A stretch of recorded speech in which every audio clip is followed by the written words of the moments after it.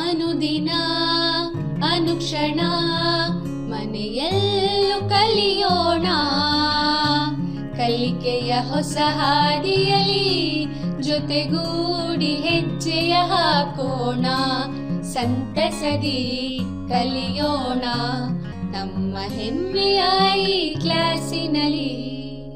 ಈ ಕ್ಲಾಸ್ ಕಲಿಕಾ ಕಾರ್ಯಕ್ರಮ. Present sir. Present sir. Present teacher. Yes sir. Yes sir. Yes teacher. Present ma'am.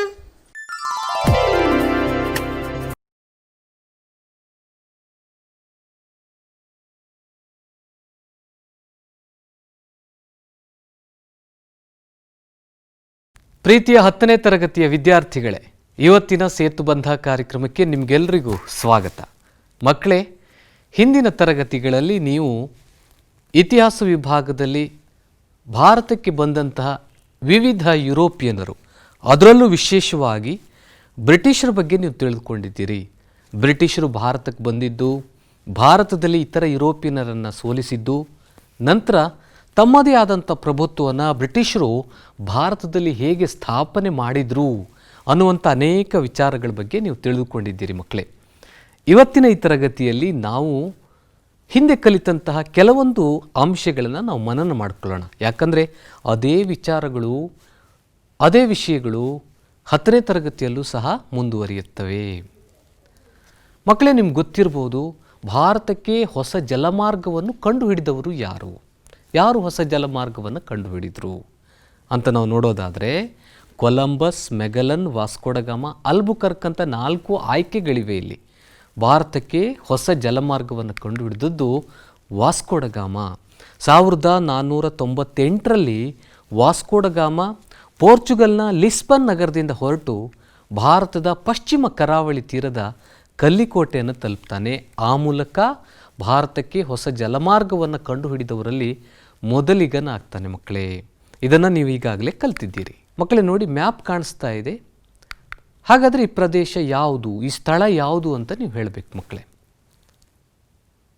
ಉತ್ತರ Portugal. ಹೌದು, ಅಂದರೆ ಪೋರ್ಚುಗೀಸರು ಪೋರ್ಚುಗಲ್ ದೇಶದವರಾಗಿದ್ದರು. ವಾಸ್ಕೋಡಗಾಮ ಪೋರ್ಚುಗಲ್ನಿಂದ ಹೊರಟು ಭಾರತಕ್ಕೆ ಬರ್ತಾನೆ. ಆದರೆ ಭಾರತಕ್ಕೆ ಬಂದಂಥ ಪೋರ್ಚುಗೀಸರು ದೀರ್ಘ ಅವಧಿಯವರೆಗೆ ಅವರಿಗೆ ಆಡಳಿತವನ್ನು ನಡೆಸುವುದಕ್ಕೆ ಸಾಧ್ಯವಾಗಲಿಲ್ಲ. ಯಾಕೆ ಅಂದರೆ ಅನೇಕ ಕಾರಣಗಳಿದ್ದವು. ಶ್ರೇಷ್ಠ ನೌಕಾಪಡೆಯನ್ನು ಹೊಂದಿದ್ದಂಥ ಡಚ್ಚರು ಮತ್ತು ಇಂಗ್ಲೀಷರು ಪೋರ್ಚುಗೀಸರಿಗೆ ಪ್ರಬಲ ಪ್ರತಿಸ್ಪರ್ಧಿಗಳಾಗಿದ್ದರು. ಹೀಗಾಗಿ ಅವರ ಪ್ರತಿಸ್ಪರ್ಧೆಯನ್ನು ಎದುರಿಸುವುದಕ್ಕೆ ಪೋರ್ಚುಗೀಸರಿಂದ ಸಾಧ್ಯವಾಗಲಿಲ್ಲ. ಪೋರ್ಚುಗೀಸ್ ಸರ್ಕಾರದ ನೌಕರರು ಭ್ರಷ್ಟರಾಗಿದ್ದರು. ಹೀಗಾಗಿ ಜನರ ವಿಶ್ವಾಸವನ್ನು ಕಳೆದುಕೊಂಡರು. ಮತಾಂಧತೆ ಏನಿದೆ ಅದು ಪೋರ್ಚುಗೀಸರ ಅವನತಿಗೆ ಮತ್ತೊಂದು ಕಾರಣವಾಗಿತ್ತು ಮಕ್ಕಳೇ. ಭಾರತದಲ್ಲಿದ್ದಂತಹ ಬೇರೆ ಧರ್ಮದವರನ್ನು ಅವರ ಧರ್ಮಕ್ಕೆ ಅವರು ಮತಾಂತರಿಸುವುದಕ್ಕೆ ಪ್ರಯತ್ನಿಸಿದರು. ಹೀಗಾಗಿ ಅವರು ಭಾರತದಲ್ಲಿ ಹೆಚ್ಚು ಕಾಲ ಆಳ್ವಿಕೆ ನಡೆಸುವುದಕ್ಕೆ ಸಾಧ್ಯವಾಗಲಿಲ್ಲ. ಜೊತೆಗೆ ವಿಜಯನಗರದ ಸಾಮ್ರಾಜ್ಯದ ಅವನತಿಯ ನಂತರ ಏನಾಯಿತು, ಅವರು ವ್ಯಾಪಾರದಲ್ಲಿ ತೀವ್ರವಾದಂಥ ಹಿನ್ನಡೆ ಆಗಿರೋದನ್ನು ನಾವು ಕಾಣ್ತೀವಿ. ವಿಜಯನಗರ ಸಾಮ್ರಾಜ್ಯ ಬಲಿಷ್ಠವಾಗಿದ್ದಂಥ ಸಂದರ್ಭದಲ್ಲಿ ಪೋರ್ಚುಗೀಸರು ಮತ್ತು ವಿಜಯನಗರ ಸಾಮ್ರಾಜ್ಯದ ನಡುವೆ ಉತ್ತಮ ವ್ಯಾಪಾರ ಸಂಪರ್ಕ ಇತ್ತು. ಆದರೆ ವಿಜಯನಗರ ಸಾಮ್ರಾಜ್ಯದ ಅವನತಿಯ ನಂತರ ಪೋರ್ಚುಗೀಸರು ಭಾರತದಲ್ಲಿ ದುರ್ಬಲರಾಗ್ತಾ ಹೋದರು. ಮಕ್ಕಳು, ಇಲ್ಲೊಂದು ಮ್ಯಾಪ್ ಇದೆ. ಈ ಮ್ಯಾಪಲ್ಲಿರ್ತಕ್ಕಂತಹ ಸ್ಥಳವನ್ನು ನೀವು ಗುರುತಿಸಬೇಕು. ಈಗ ಅದು ನಮ್ಮ ಭಾರತದ ಒಂದು ರಾಜ್ಯ.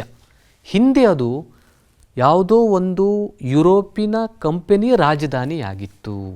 ಸರಿಯಾದಂಥ ಉತ್ತರ ಗೋವಾ ಮಕ್ಕಳೇ. ಕಾಣಿಸ್ತಾ ಇದೆಯಲ್ಲ, ಗೋವಾ. ಈ ಗೋವಾ ಏನಿದೆ ಇದು ಪೋರ್ಚುಗೀಸ್ ಸಾಮ್ರಾಜ್ಯದ ರಾಜಧಾನಿಯಾಗಿತ್ತು. ಆದರೆ ಮಕ್ಕಳೇ, ನೀವಿಲ್ಲಿ ಗಮನಿಸಬೇಕು, ಪೋರ್ಚುಗೀಸರು ಭಾರತವನ್ನು ಬಿಟ್ಟು ಹೋದರೂ ಸಹ ಗೋವಾವನ್ನು ಅವರು ಬಿಟ್ಟುಕೊಡೋದಕ್ಕೆ ಸಿದ್ಧರಿರಲಿಲ್ಲ. 1947ರಲ್ಲಿ ಬ್ರಿಟಿಷರ ಆಳ್ವಿಕೆ ಭಾರತದಲ್ಲಿ ಕೊನೆಗೊಂಡಿತ್ತು. ಆದರೆ ಪೋರ್ಚುಗೀಸರು ಮಾತ್ರ ಭಾರತವನ್ನು ಬಿಟ್ಟು ಹೋಗೋದಕ್ಕೆ ಸಿದ್ಧರಿರಲಿಲ್ಲ, ಅದರಲ್ಲೂ ವಿಶೇಷವಾಗಿ ಗೋವಾದಲ್ಲಿ. ಹೀಗಾಗಿ ಗೋವಾವನ್ನು ಭಾರತದ ಜೊತೆ ಸೇರಿಸ್ಕೋಬೇಕು ಅಂತ ಸಾಕಷ್ಟು ಜನರು ಹೋರಾಟವನ್ನು ನಡೆಸ್ತಾರೆ. ಅಹಿಂಸಾತ್ಮಕ ಚಳುವಳಿಯನ್ನು ಹೂಡಲಾಯಿತು. ಇದೇ ಸಂದರ್ಭದಲ್ಲಿ ಯಾರ್ಯಾರು ಹೋರಾಟವನ್ನು ನಡೆಸಿದ್ರು ಅವರೆಲ್ಲರನ್ನ ಅಮಾನುಷವಾಗಿ ಹಿಂಸೆಗೆ ಒಳಪಡಿಸಲಾಯಿತು. ಅಂತಿಮವಾಗಿ 1961ರಲ್ಲಿ ಭಾರತದ ಸೇನೆ ಏನಿದೆ ಅದು ಗೋವಾವನ್ನು ಪ್ರವೇಶಿಸುತ್ತೆ.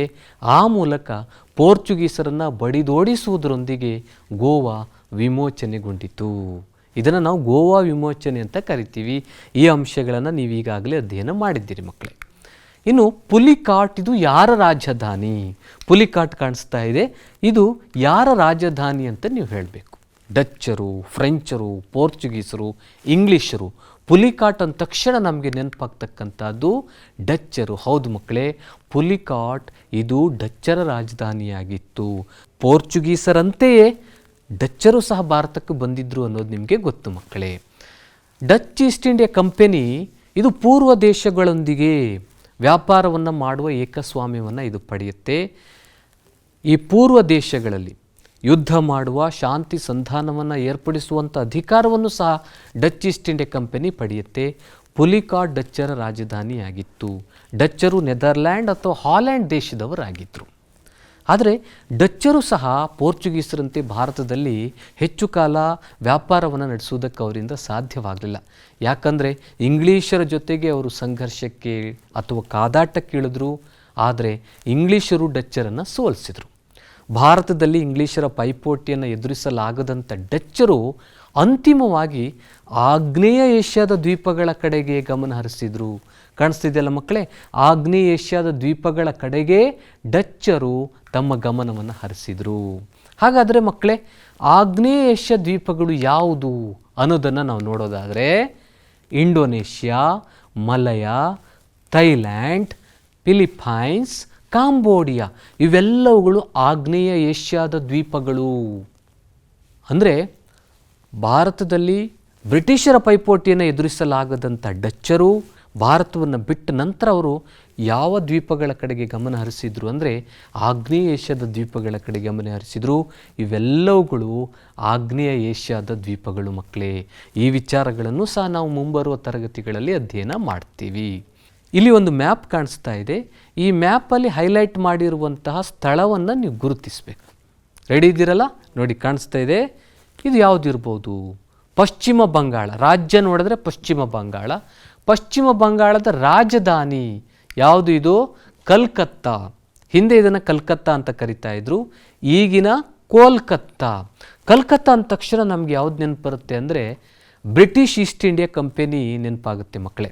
ನಿಮ್ಗೆ ಗೊತ್ತಿರ್ಬೋದು, ಸಾಮಾನ್ಯ ಶಕ 1600ರಲ್ಲಿ ಬ್ರಿಟಿಷ್ ಈಸ್ಟ್ ಇಂಡಿಯಾ ಕಂಪನಿ ಸ್ಥಾಪನೆ ಆಯಿತು.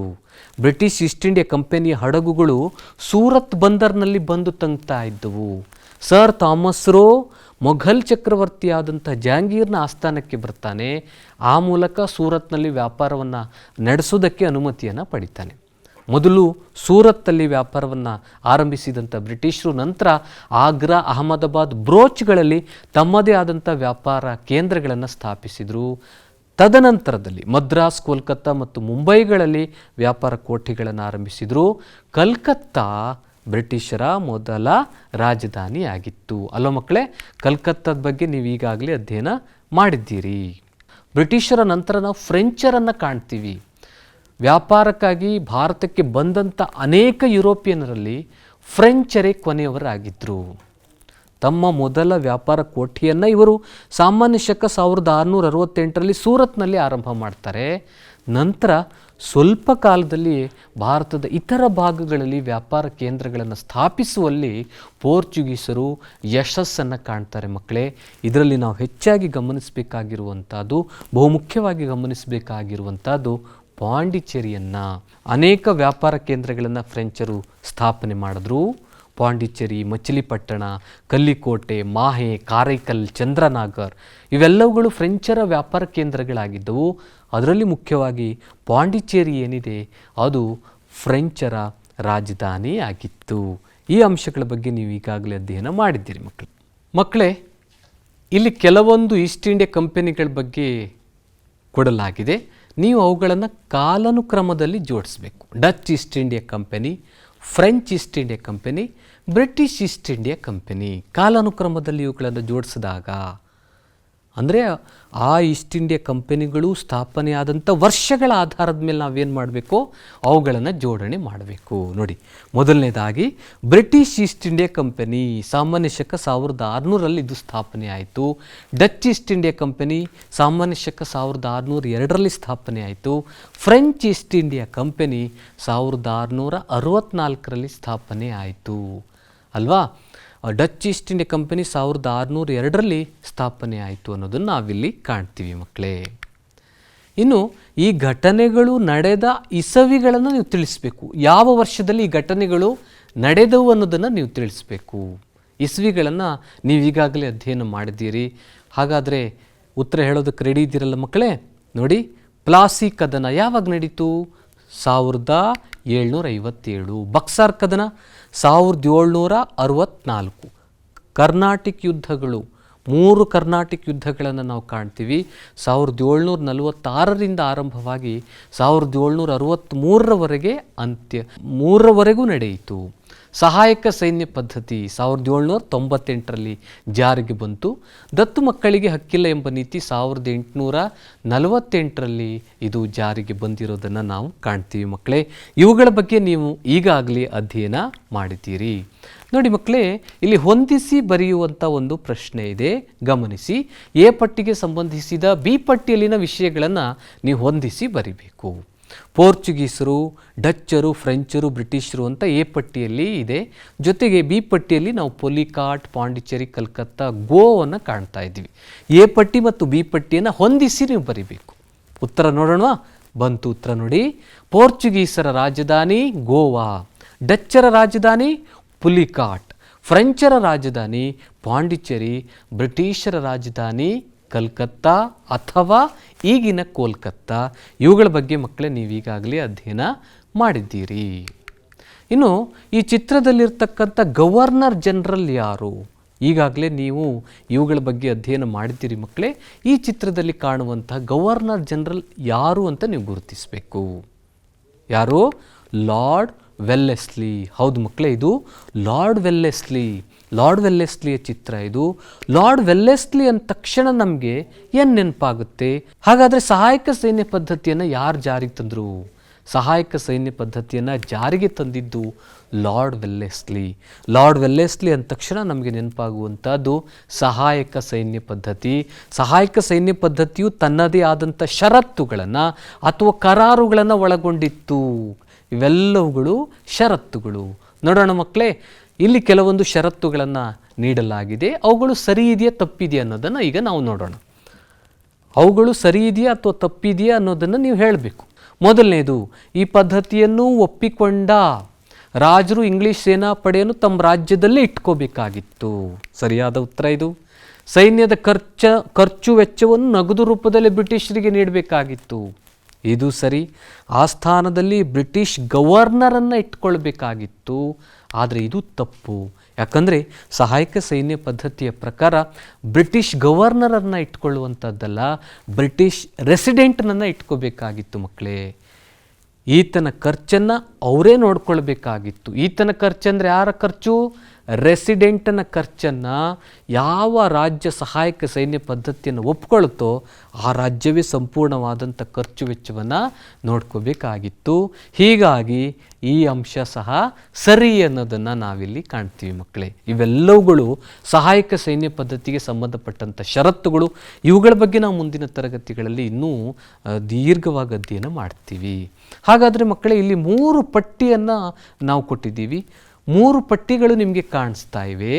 ಹಾಗಾದರೆ ಸಹಾಯಕ ಸೈನ್ಯ ಪದ್ಧತಿಯ ಒಪ್ಪಂದಕ್ಕೆ ಒಳಗಾದ ರಾಜ್ಯಗಳನ್ನು ನೀವು ಗುರುತಿಸಬೇಕು. 3 ಪಟ್ಟಿ ಇದೆ. ಹೈದರಾಬಾದ್, ಮೈಸೂರು, ತಿರುವಾಂಕೂರ್, ಬರೋಡಾ, ಜೈಪುರ್, ಜೋಧ್ಪುರ್, ಭರತ್ಪುರ್, ನಾಗ್ಪುರ್, ಗ್ವಾಲಿಯರ್, ಔದ್, ತಂಜಾವೂರ್, ಸೂರತ್, ಕಲ್ಕತ್ತಾ, ಪುಣೆ, ದಿಸ್ಪುರ್, ಇಂಫಾಲ್, ಢಾಕಾ ಮತ್ತು ಲಕ್ನೋ. ಸಹಾಯಕ ಸೈನ್ಯ ಪದ್ಧತಿಯ ಒಪ್ಪಂದಕ್ಕೆ ಒಳಪಟ್ಟ ರಾಜ್ಯಗಳು ಅಂದರೆ ಇವಿಷ್ಟು 12 ರಾಜ್ಯಗಳು ಕಾಣಿಸ್ತಿದೆಯಲ್ಲ ಮಕ್ಕಳೇ. ಈ 12 ರಾಜ್ಯಗಳೇನಿವೆ ಸಹಾಯಕ ಸೈನ್ಯ ಪದ್ಧತಿಗೆ ಒಳಪಟ್ಟವು. ಸಹಾಯಕ ಸೈನ್ಯ ಪದ್ಧತಿಯನ್ನು ಒಪ್ಪಿಕೊಂಡು ಷರತ್ತುಗಳಿಗೆ ಒಪ್ಪಿಕೊಂಡಂಥ ರಾಜ್ಯಗಳಿವು. ನೋಡಿ, ಹೈದರಾಬಾದ್ ಸಹಾಯಕ ಸೈನ್ಯ ಪದ್ಧತಿಯನ್ನು ಒಪ್ಪಿಕೊಂಡ ಮೊದಲ ರಾಜ್ಯ ಹೈದರಾಬಾದ್. ಹಾಗೆ ನಮ್ಮ ಮೈಸೂರು ಸಂಸ್ಥಾನೂ ಸಹ ಸಹಾಯಕ ಸೈನ್ಯ ಪದ್ಧತಿಗೆ ಸಹಿ ಹಾಕಿದ್ದನ್ನು ನಾವು ಕಾಣ್ತೀವಿ ಮಕ್ಕಳೇ. ತಿರುವಾಂಕೂರ್, ಬರೋಡಾ, ಜೈಪುರ್, ಜೋಧ್ಪುರ್, ಭರತ್ಪುರ್, ನಾಗ್ಪುರ್, ಗ್ವಾಲಿಯರ್, ಔಧ್, ತಂಜಾವೂರ್, ಸೂರತ್ಗಳು ಸಹ ಸಹಾಯಕ ಸೈನ್ಯ ಪದ್ಧತಿಯನ್ನು ಒಪ್ಕೊಂಡು ಮಕ್ಕಳೇ. ಇನ್ನೊಂದು ಚಿತ್ರ ಮಕ್ಕಳೇ ಕಾಣಿಸ್ತಾ ಇದೆ. ಈ ಚಿತ್ರದಲ್ಲಿರುವಂಥ ಗವರ್ನರ್ ಜನರಲ್ ಯಾರು ಅನ್ನೋದನ್ನು ನೀವು ಗುರುತಿಸಬೇಕು. ಈಗಾಗಲೇ ನೀವು ಅಧ್ಯಯನ ಮಾಡಿದ್ದೀರಿ. ಯಾರು? Lord Dalhousie. ಇದು ಲಾರ್ಡ್ ಡಾಲ್ಹೌಸಿಯ ಚಿತ್ರ ಮಕ್ಕಳೇ. ಲಾರ್ಡ್ ಡಾಲ್ಹೌಸಿ ಅಂದ ತಕ್ಷಣ ನಮ್ಗೆ ಏನು ನೆನಪು ಬರುತ್ತೆ ಹೇಳಿ? ದತ್ತು ಮಕ್ಕಳಿಗೆ ಹಕ್ಕಿಲ್ಲ. ಲಾರ್ಡ್ ಡಾಲ್ಹೌಸಿ ಅಂದ ತಕ್ಷಣ ನಮ್ಗೆ ಏನು ನೆನಪು ಬರುತ್ತೆ ಹೇಳಿ ಮಕ್ಕಳೇ? ದತ್ತು ಮಕ್ಕಳಿಗೆ ಹಕ್ಕಿಲ್ಲ ಎನ್ನುವಂಥ ನೀತಿ ಅಲ್ವಾ? ಈಗಾಗಲೇ ನೀವು ದತ್ತು ಮಕ್ಕಳಿಗೆ ಹಕ್ಕಿಲ್ಲ ಎಂಬ ನೀತಿಯ ಬಗ್ಗೆ ತಿಳ್ಕೊಂಡಿದ್ದೀರಿ. ಇದು 1848ರಲ್ಲಿ ಜಾರಿಗೆ ಬಂತು. ಲಾರ್ಡ್ ಡಾಲ್ಹೌಸಿ ಇದನ್ನು ಜಾರಿಗೆ ತರ್ತಾನೆ. ಭಾರತದ ಯಾವುದೇ ರಾಜನಿಗೆ ಗಂಡು ಮಕ್ಕಳಿಲ್ಲದೆ ಇದ್ದರೆ ದತ್ತು ಪುತ್ರನಿಗೆ ಪಟ್ಟವೇರುವ ಹಕ್ಕಿಲ್ಲ ಅಂತ ಲಾರ್ಡ್ ಡಾಲ್ಹೌಸಿ ಘೋಷಣೆ ಮಾಡ್ತಾನೆ. ಪುತ್ರ ಸಂತಾನವಿಲ್ಲದೆ ತೀರಿಕೊಂಡಂಥ ಅರಸರ ರಾಜ್ಯಗಳು ಬ್ರಿಟಿಷರ ವಶವಾಗ್ತಾ ಇದ್ದವು. ಆದರೆ ಆ ಸಂದರ್ಭದಲ್ಲಿ ದತ್ತು ಸ್ವೀಕಾರವು ಭಾರತದಲ್ಲಿ ಪ್ರಾಚೀನ ಕಾಲದಿಂದಲೂ ಆಚರಣೆಯಲ್ಲಿತ್ತು. ಅದು ರೂಢಿಗೆ ವಿರುದ್ಧವಾಗಿತ್ತು.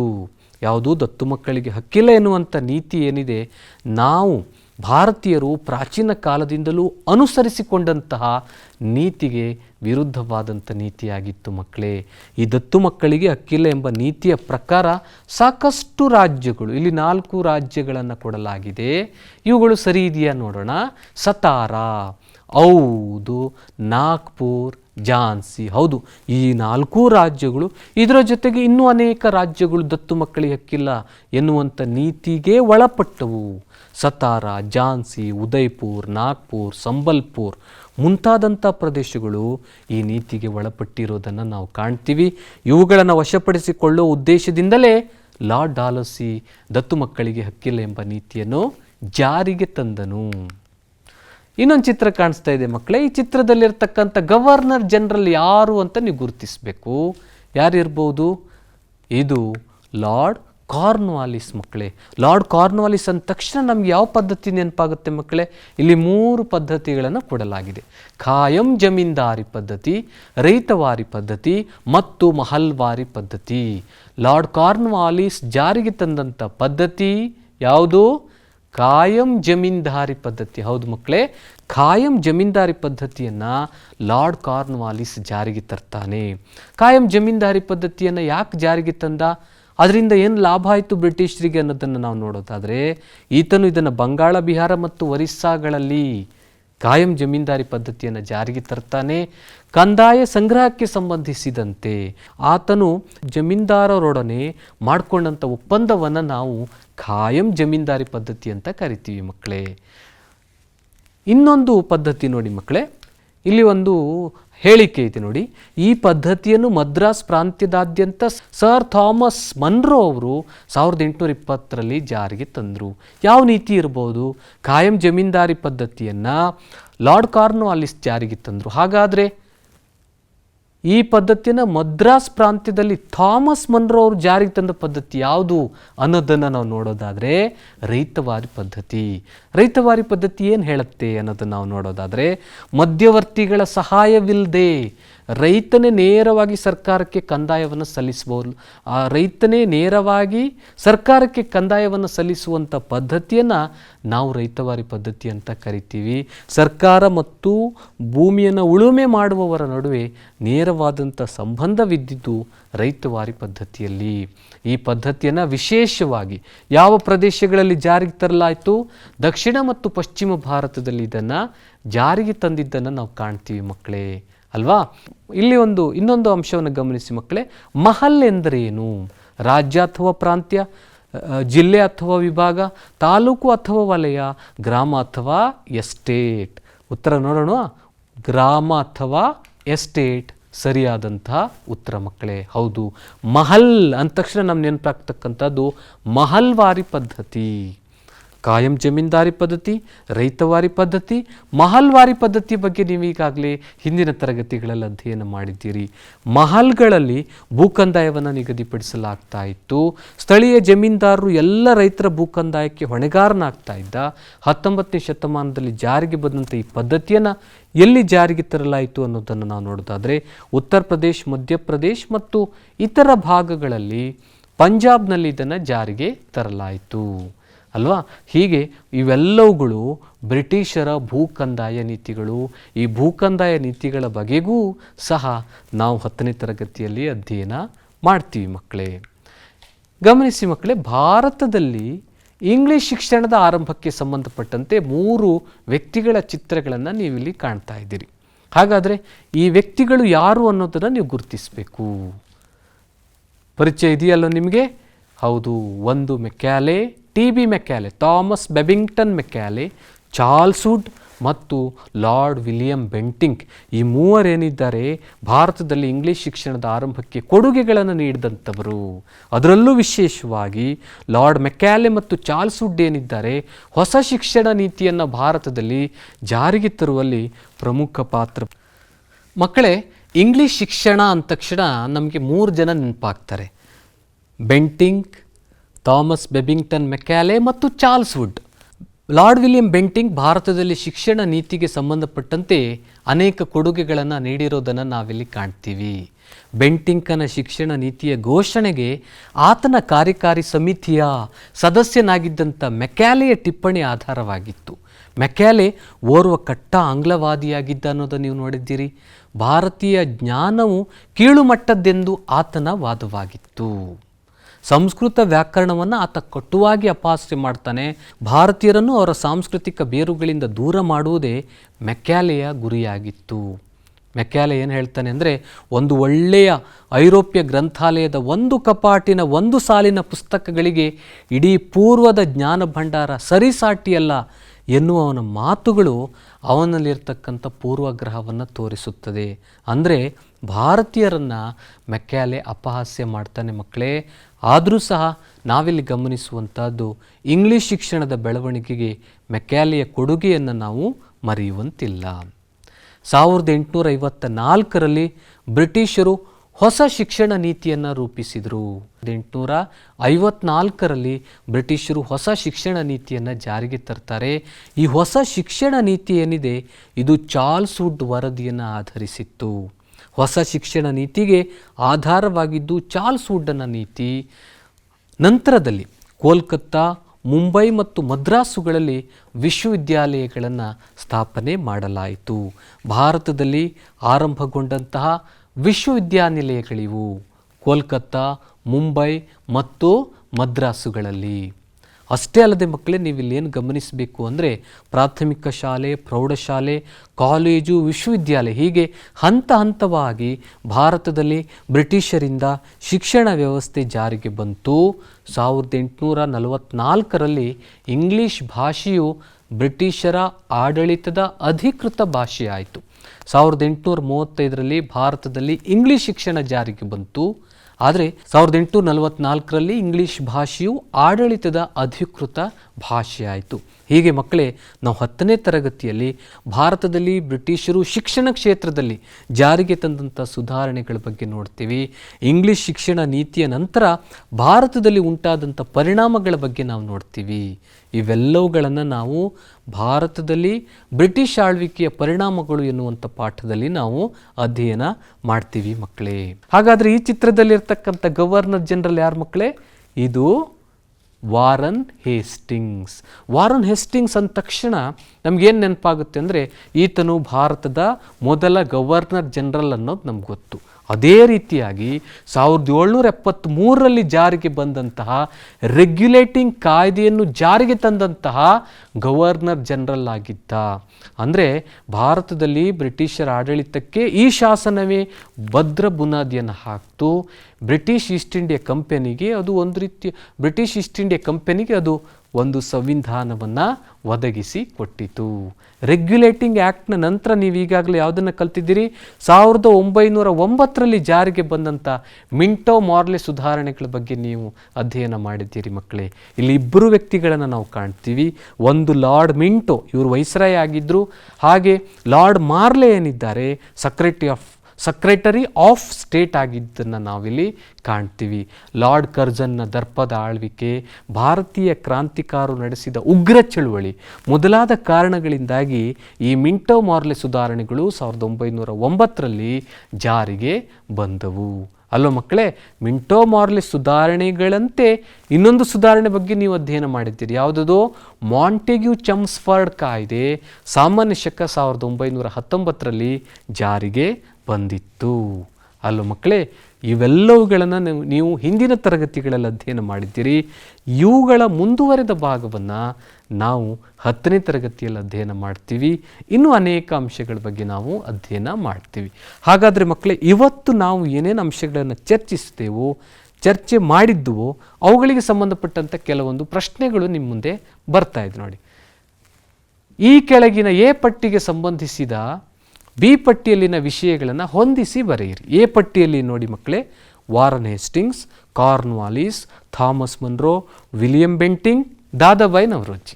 ಬಿ ಪಟ್ಟಿಯಲ್ಲಿ ಖಾಯಂ ಜಮೀನ್ದಾರಿ ಪದ್ಧತಿ, ಇಂಗ್ಲಿಷ್ ಶಿಕ್ಷಣ ನೀತಿ, ಕಂದಾಯ ವಸೂಲಿಯ ಹರಾಜು ವ್ಯವಸ್ಥೆ, ಸಂಪತ್ತಿನ ಸೋರಿಕೆ ಸಿದ್ಧಾಂತ, ರೈತವಾರಿ ಪದ್ಧತಿ. ಇದನ್ನು ನೀವು ಹೊಂದಿಸಿ ಬರೀಬೇಕು ಮಕ್ಕಳೇ. ಇನ್ನೊಂದು ಪ್ರಶ್ನೆ, ಈ ಕೆಳಗಿನ ಪ್ರಶ್ನೆಗಳಿಗೆ ಉತ್ತರಿಸಿ. ಭಾರತದಲ್ಲಿ ಪೋರ್ಚುಗೀಸರ ಅವನತಿಗೆ ಕಾರಣವಾದ ಅಂಶಗಳನ್ನು ಪಟ್ಟಿ ಮಾಡಿರಿ. ಮೊದಲನೇ ಪ್ರಶ್ನೆ. ಎರಡನೇ ಪ್ರಶ್ನೆ, ಭಾರತದಲ್ಲಿ ಫ್ರೆಂಚರ ಅವನತಿಗೆ ಕಾರಣಗಳು ಯಾವುವು? ಮೂರನೇ ಪ್ರಶ್ನೆ ಕಾಣ್ತಾ ಇದೆ ಮಕ್ಕಳೇ, ಸಹಾಯಕ ಸೈನ್ಯ ಪದ್ಧತಿಯ ಪರಿಣಾಮಗಳನ್ನು ತಿಳಿಸಿರಿ. ನಾಲ್ಕನೇ ಪ್ರಶ್ನೆ, ದತ್ತು ಮಕ್ಕಳಿಗೆ ಹಕ್ಕಿಲ್ಲ ನೀತಿಗೆ ಒಳಪಟ್ಟ ಭಾರತೀಯ ರಾಜ್ಯಗಳನ್ನು ಹೆಸರಿಸಿ.